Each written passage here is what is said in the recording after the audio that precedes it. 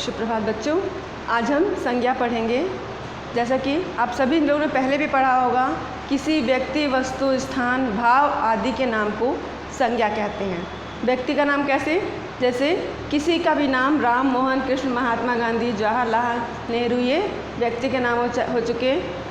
जाति जैसे कि हिंदू, मुस्लिम या कोई भी जाति का नाम लिया जा सकता है।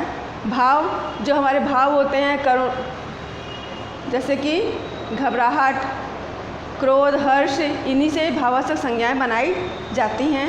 अब हम संज्ञा के भेद जानेंगे। जैसे कि संज्ञा के वैसे तो 3 भेद होते हैं: व्यक्तिवाचक संज्ञा, जातिवाचक संज्ञा और भाववाचक संज्ञा।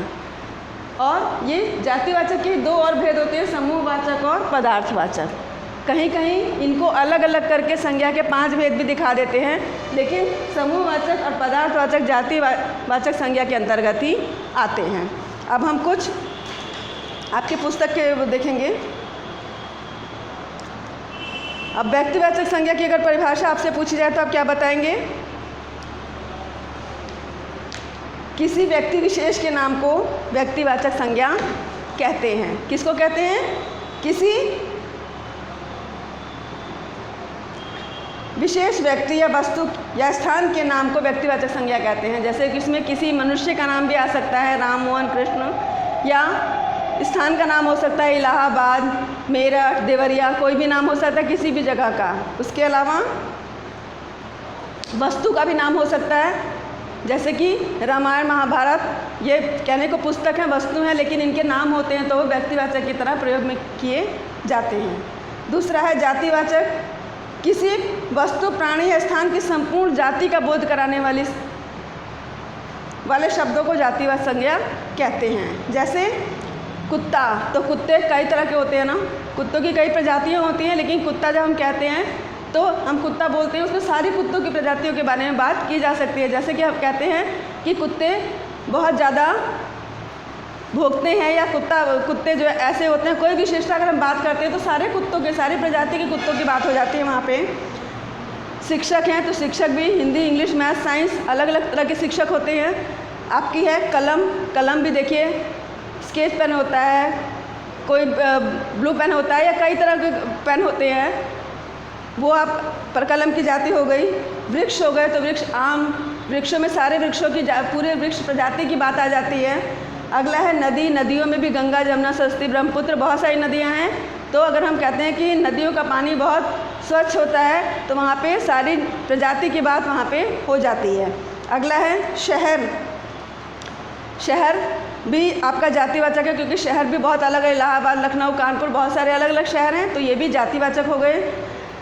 इसी तरह जो पूरे समूह का बोध कराएं वो जातिवाचक संज्ञा होती हैं। अब इसमें जातिवाचक संज्ञा आपको 2 चीज़ें बताई हैं, समूहवाचक संज्ञा और पदार्थवाचक संज्ञा।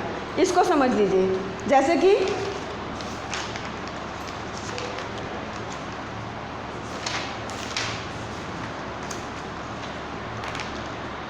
समूहवाचक संज्ञा में क्या क्या आएगा? परिवार, परिवार शब्द हम बोलते हैं तो परिवार कई एक तरह के होते हैं, एकल परिवार होते हैं, छोटे परिवार होते हैं, संयुक्त परिवार होते हैं। तो परिवार जो है वो एक जातिवाचक संज्ञा की तरह इस्तेमाल होता है, लेकिन ये क्योंकि समूह, वहाँ पे बहुत सारे लोग होते हैं तो वो समूहवाचक के अंदर आता है।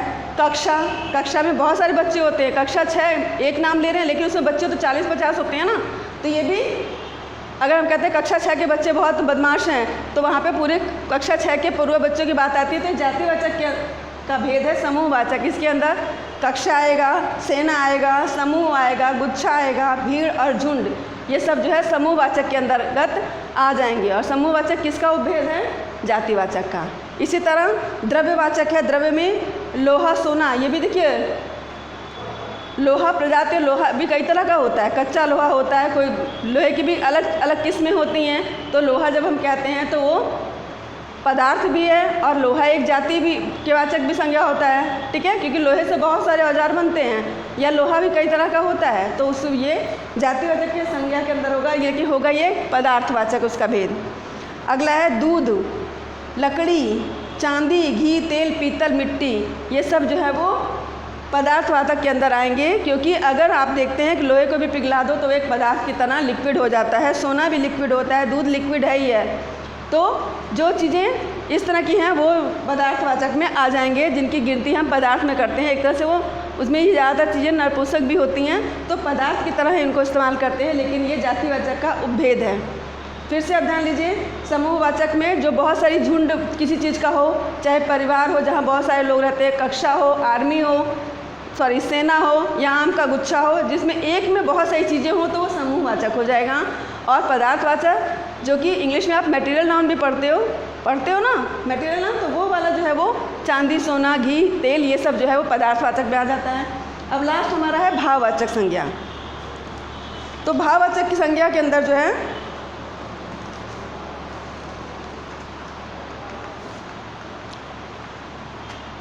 जो भावनाओं से संबंधित होता है, जिसमें मनुष्य के भाव, अवस्था, गुण और दोष का पता चले। ठीक है, यहाँ पे मनुष्य की गुण या दोष, मनुष्य क्या किसी भी पदार्थ के गुण, दोष, अवस्था आदि का बोध हो, वो भाववाचक संज्ञा कहलाती हैं। तो यहाँ पे हमारी जो मेन दिक्कत होती है कि हम जो है व्यक्तिवाचक या जातिवाचक से भाववाचक कैसे बनाएं। तो आपके पुस्तक में पेज नंबर 32 और 33 पे दिया है, इनको आपको ध्यान से पढ़ना है। जैसे कि मनुष्य है, मनुष्य जातिवाचक संज्ञा है, इसको अगर हम भाववाचक बनाएंगे तो क्या हो जाएगा, मनुष्यता हो जाएगा। मित्र है, मित्र को भाववाचक बनाएंगे तो मित्रता हो जाएगा, क्योंकि मित्र जो है वो एक व्यक्ति है, लेकिन भावना इसमें क्या है, मित्रता जो है वो एक भावना है, तो हम इसको भाववाचक संज्ञा बनाएंगे तो वो मित्रता हो जाएगा। नौकर है तो नौकर का भाववाचक संज्ञा क्या होगा, नौकरी हो जाएगा। बच्चा का क्या होगा, बचपन हो जाएगा, बचपन भावना हो गई ना कि बचपना इसके अंदर है, तो भाववाचक हो जाएगा।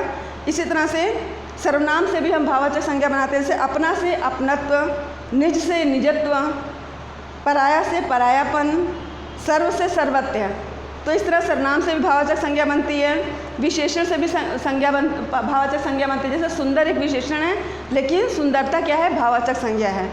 उदार एक विशेषण है, लेकिन उदारता क्या है, भाववाचक संज्ञा है। महान एक विशेषण है, लेकिन महानता एक भाववाचक संज्ञा है। तो ये थोड़ी सी डिफरेंस है जो हमको अपनी किताब में ध्यान से पढ़ने हैं। अब इसके जो है रिक्त स्थान है, गंगा नदी पर्वत से निकलती है, ऊपर ऑप्शन दिए हुए हैं आपकी किताब में पेज नंबर 34 पे। तो ऊपर ऑप्शन में से क्या है, गंगा नदी हिमालय पर्वत से निकलती है। दूसरा है लंका का राजा था, ऊपर ऑप्शन में लंका का राजा कौन था, रावण था, तो वो दूसरे में रावण भरेंगे। तीसरा है शेर जंगल का होता है, तो ऊपर ऑप्शन में राजा लिखा है, तो शेर जंगल का राजा कहा जाता है। यह अंगूठी की बनी है, तो अंगूठी यहाँ पे धातु कौन सी है, द्रव्यवाचक कौन सा है, सोना, तो सोने की बनी हुई है। मेरी में 40 छात्र हैं, तो इसमें ऊपर के ऑप्शन में से कक्षा आएगा कि मेरी कक्षा में 40 छात्र हैं। इसी तरह प्रश्न नंबर 3 है, ऊपर बहुत सारे शब्द दिए हैं, कॉलम बनाएंगे व्यक्तिवाचक, जातिवाचक, भाववाचक का, ऊपर से छांट के आपको उन्हें भरना है। तो खैर मैं आपको किताब का ये फ़ोटो भेजूंगी भी जो मैंने किया है, लेकिन मैं समझा भी दे रही हूँ। व्यक्तिवाचक में देखो जो नाम होंगे, किसी शहर के, व्यक्ति के, स्थान के जो नाम होंगे वो व्यक्तिवाचक होंगे।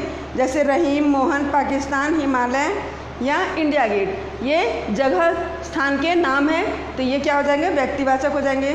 जातिवाचक में नदी है, गांव है, शहर है, किताब है और तोता, ये सब क्या हैं, ये जातिवाचक संज्ञा हो जाएंगी। भाववाचक में मित्रता, पशुता, जीत और गहराई। तो इस तरह से हम छांट के ऊपर से लिखेंगे। ये फ़ोटो मैं आपको भेजूंगी, तो उससे आप ये प्रश्न उत्तर करेंगे। लेकिन बच्चों अभ्यास आपको खुद से भी करना है, क्योंकि पहले आप अपना दिमाग लगाइए। जब आप अपना दिमाग में कोशिश करेंगे तो आपको समझ में आएगा। अगर सब कुछ पका पकाया मिलेगा तो कभी दिमाग चलाएंगे नहीं तो समझ में भी नहीं आएगा। लेकिन पहले आपको खुद से दिमाग लगाना है। इसीलिए मैं जब पढ़ाती हूँ तो आपको पहले देती हूँ कि करिए खुद से, उसके बाद मैं दूसरे दिन आपको डालती हूँ कि जब तक आप खोजेंगे तो आपको समझ में अच्छी तरह से आएगा। बार बार उसी चीज़ को खोजेंगे तो आपको अच्छी तरह से वो याद भी हो जाएगी। ठीक है, तो आज के लिए इतना ही।